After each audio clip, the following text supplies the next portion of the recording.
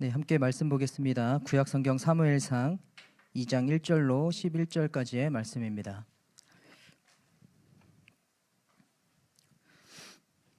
사무엘상 2장 1절로 11절까지의 말씀, 저와 한 절씩 교독하시겠습니다. 한나가 기도하여 이르되 내 마음이 여호와로 말미암아 즐거워하며 내 뿔이 여호와로 말미암아 높아졌으며 내 입이 내 원수들을 향하여 크게 열렸으니 이는 내가 주의 구원으로 말미암아 기뻐함이니이다. 같이 거룩하신 이가 없으니 이는 주밖에 다른 이가 없고 우리 하나님 같은 반석도 없습니다. 심히 교만한 말을 다시 하지 말 것이며 오만한 말을 너희의 입에서 내지 말지어다. 여호와는 지식의 하나님이시라 행동을 달아 보시느니라. 풍족하던 자들은 양식을 위하여 품을 팔고 줄이던 자들은 다시 줄이지 아니하도다. 전에 임신하지 못하던 자는 7을 낳았고 많은 자녀를 둔 자는 쇠약하도다. 죽이기도 하시고 살리기도 하시며 소리내기도 하시고 여호와는 가난하게도 하시고 부하게도 하시며 낮추기도 하시고 높이기도 하시는도다.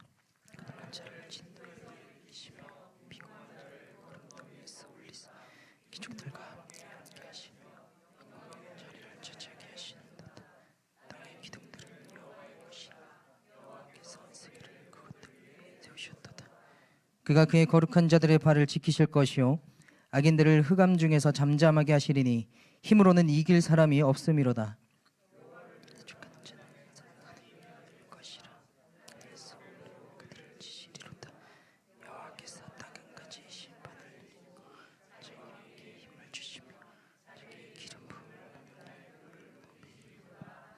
함께 읽겠습니다.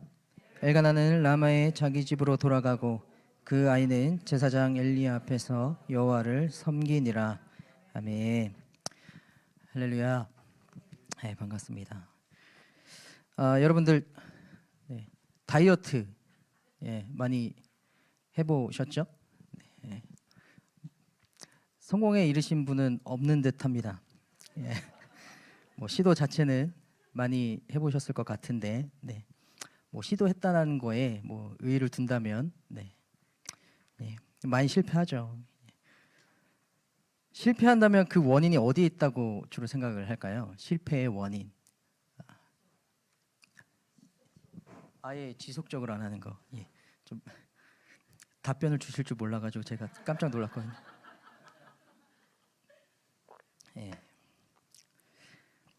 다이어트를 하기 위해서 뭘 열심히 해야 됩니까? 운동을 열심히 해야죠.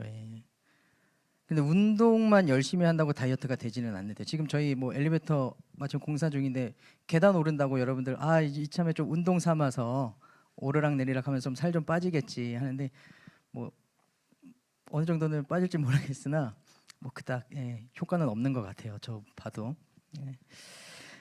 근데 이 예전에 이 전참시라는 예능 프로그램에 이제 연예인 김종국 씨가 나와서 이런 말을 했다고 해요.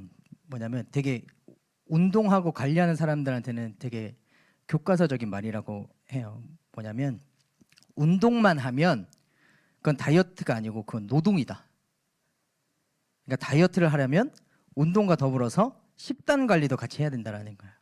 그러니까 우리가 보통 다이어트를 실패하는 이유는 운동 쪽보다는 식단 쪽에 더 기울어진다라고 하는 거죠.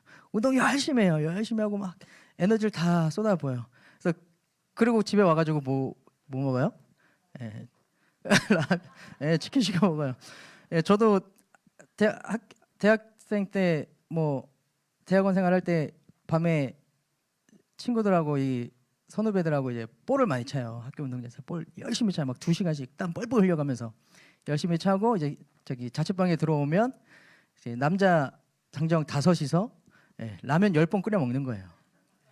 그럼 살이 빠지겠습니까? 도로 찌죠. 아니 더 찌겠죠. 뭐. 그러니까 실패하는 쪽은 이제 운동보다는 식단 쪽에서 많이 무너진다. 운동만 죽어라 한다고 다이어트가 되는 게 아니라는 거죠. 그러니까 다이어트의 어떤 무게 중심을 그냥 운동 쪽에만 맞추다 보면 우리의 몸무게는 크게 줄어들지 않는다. 이렇다라는 겁니다. 우리의 어떤 영적인 삶도 그렇습니다. 우리가 살아가는 삶도요, 무게 중심을 제대로 잡지 않으면 삶 전체의 밸런스가 무너질 수밖에 없다라는 거죠. 신앙 생활 속에서도 마찬가지입니다. 여러분, 교회에서 흔히 이제 하나님께 영광이라는 말 많이 들어보셨을 겁니다. 뭐 찬양 중에도 고백을 하고, 뭐 찬양 인도자들이 또 많이 하는 멘트이기도 해요. 하나님께 영광. 네, 이것은 그냥 단순히 어떤 성공의 간증 아니면 찬양의 구호가 아니라 이 영광으로 번역된 히브리어 카보드라는 말로 무겁다라는 뜻의 카베드에서 파생된 말입니다. 그러니까 따라서 영광은 뭘 뜻하냐면 무거움을 뜻하고, 하나님께 영광이라는 고백은 내 모든 삶을 주님께 무게를 두어서 삶의 중심을 그분께 맞춘다라는 뜻입니다. 그래서 영광은 때로는 경고와 본보기 차원에서도 강조가 됩니다. 자, 이제 어떻게 강조가 되는지 보겠습니다. 이제 사무엘서에 등장하는 이 엘리, 사사이자 대제사장이었지만 하나님이 아닌 자신과 그 아들들을 더 무겁게 여깁니다. 사무엘상 2장 29절을 보면요, 너희는 어찌하여 내가 내 처소에서 명령한 내 재물과 예물을 밟으며 내 아들들을 나보다 더 중히 여겨 내 백성 이스라엘이 드리는 가장 좋은 것으로 너희들을 살찌게 하느냐, 이렇게 고백하고 있습니다. 그래서 성경은 엘리의 눈이 어둡고 몸이 비대했다고 말합니다. 이게 무슨 뜻이냐면 영안이 혼탁하고 스스로 영광스럽게 여겼다라는 것입니다.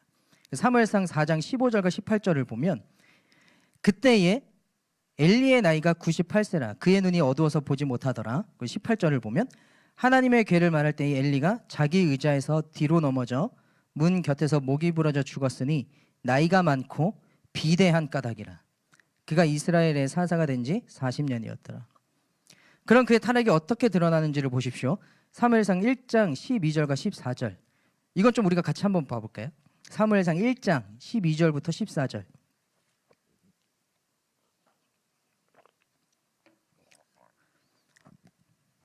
네, 함께 읽겠습니다. 시작. 그가 여호와 앞에 오래 기도하는 동안에 엘리가 그의 입을 주목한즉 한나가 속으로 말하매 입술만 움직이고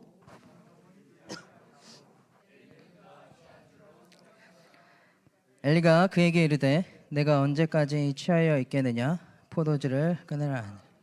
그의 타락은요, 사무엘의 어머니 한나의 기도를 분별하지 못하는 데서 드러납니다. 그리고 사무엘상 2장 22절부터 25절에 아들들의 범죄를 눈감아 주는 데서 또 드러납니다. 사무엘상 2장 22절부터 25절도 우리가 좀 함께 보겠습니다. 네. 사무엘상 2장 22절 함께 읽겠습니다. 시작. 엘리가 매우 늙었더니 그의 아들들이 온 이스라엘에게 행한 모든 일과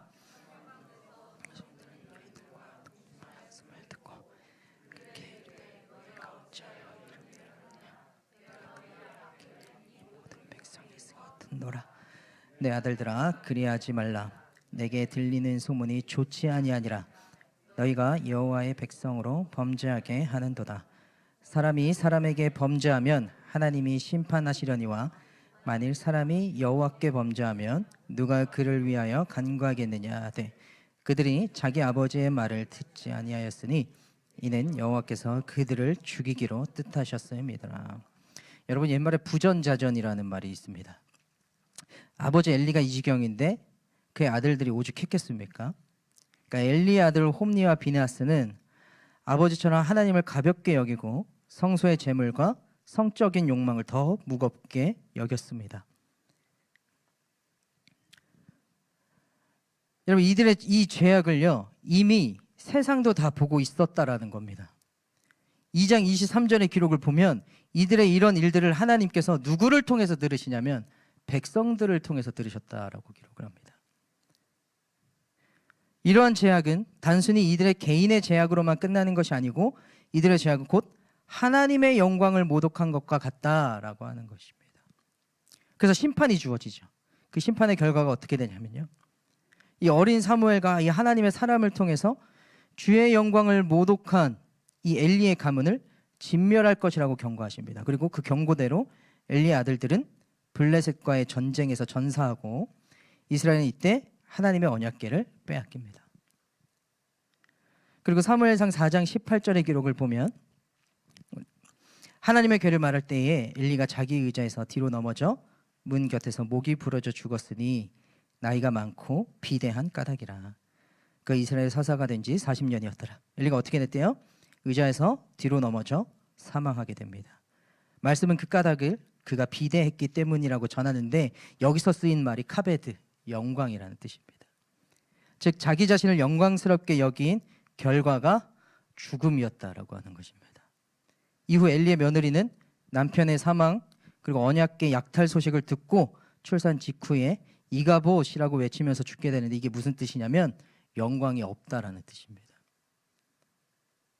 이스라엘의 참 영광, 하나님의 언약궤를 빼앗기면서 임재가 떠나갔다는 뜻이에요. 하나님의 영광의 임재가 떠나갔다라고 하는 게 무슨 의미일 것 같으십니까? 사무엘상 2장 30절을 함께 보겠습니다. 사무엘상 2장 30절. 네, 함께 읽겠습니다. 시작. 그러므로 이스라엘의 하나님 나 여호와가 말하노라. 내가 전에 내 집과 내 조상의 집이 내 앞에 영원히 행하고 나를 멸시하는 자를 하나님을 무겁게 여기지 못하는 자의 삶은 하나님의 심판의 근거와 대상이 되고 주님을 중심에 두지 않는 자들에게 임하는 파멸은 하나님의 임재에 떠나감, 즉 공동체의 몰락으로 귀결된다라고 하는 것입니다.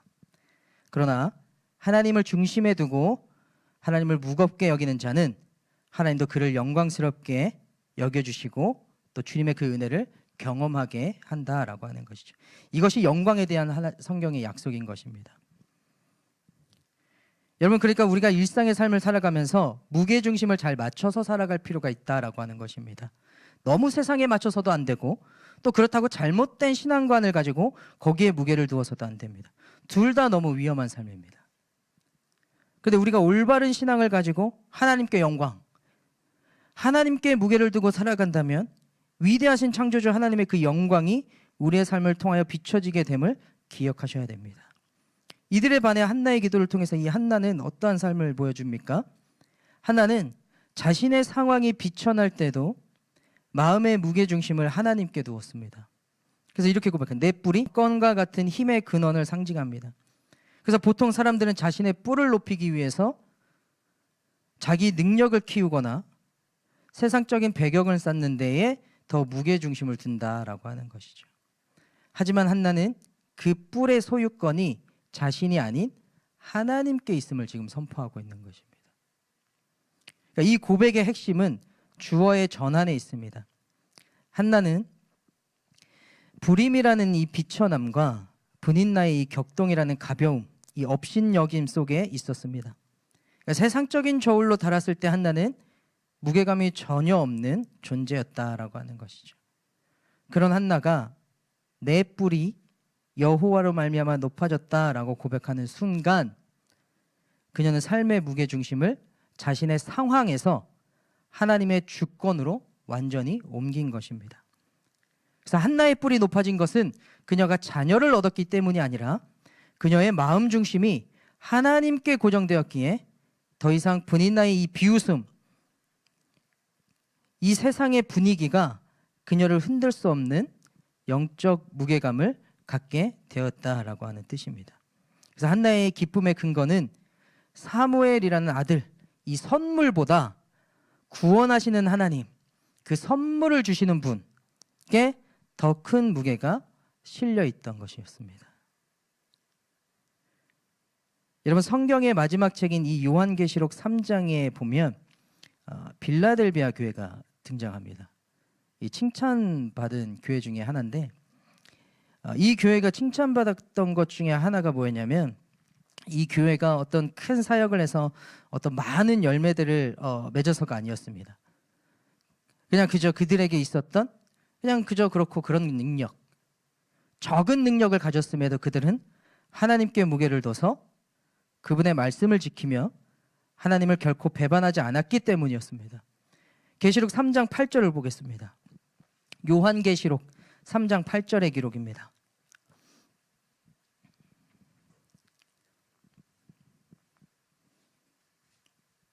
네, 읽겠습니다. 시작. 볼지어다 내가 내 앞에 열린 문을 두었으되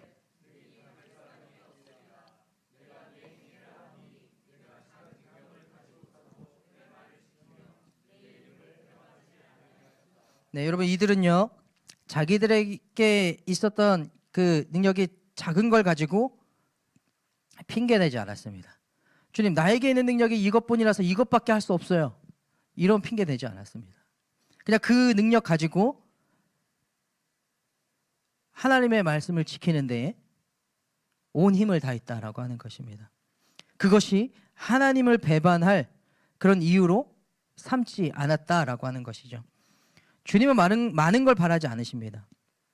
그렇다고 저와 여러분들이 주님이 많은 걸 기대할 만큼 대단한 걸 가지고 있지도 않습니다. 그저 우리가 믿음을 가지고 살아가면서 하나님께 모든 삶의 무게를 두어 그분을 경외하고 그분을 신뢰함으로 오직 그분이 인도하시는 대로 따라갈 수 있는 순종의 믿음을 보기를 원하신다라고 하는 것입니다. 여러분, 한나의 고백을 보십시오. 여호와는 우리 행동을 달아보시는 분이라는 이 고백을요. 앞서 이야기했던 이 식단과 운동의 이 밸런스를 말했듯이 하나님은 지금 우리 삶의 저울을 보고 계십니다. 내 자존심의 무게가 더 무거운지 하나님의 영광의 무게가 더 무거운지 말입니다.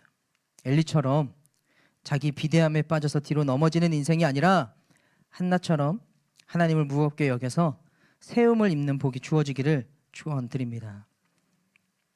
주님은 우리에게 어떤 상황에서도 삶의 무게 중심을 주님께 두는 신뢰와 순종을 원하십니다. 세상이나 자기 자신이 아닌 오직 주님께 삶의 중심을 맞출 때 우리는 진정한 하나님의 영광을 비추는 삶을 살아갈 수 있습니다. 우리 그 삶을 위해서 함께 우리들의 각자의 그 삶의 무게를 하나님께 둘 수 있는, 그래서 우리가 주님 앞에 나와서 담대하게 선포했으면 좋겠습니다. 하나님께 영광. 하나님께 영광이라는 이 고백을 올려드릴 때에 주님께서 그 영광을 받아주실 줄 믿습니다. 우리 함께 일어나셔서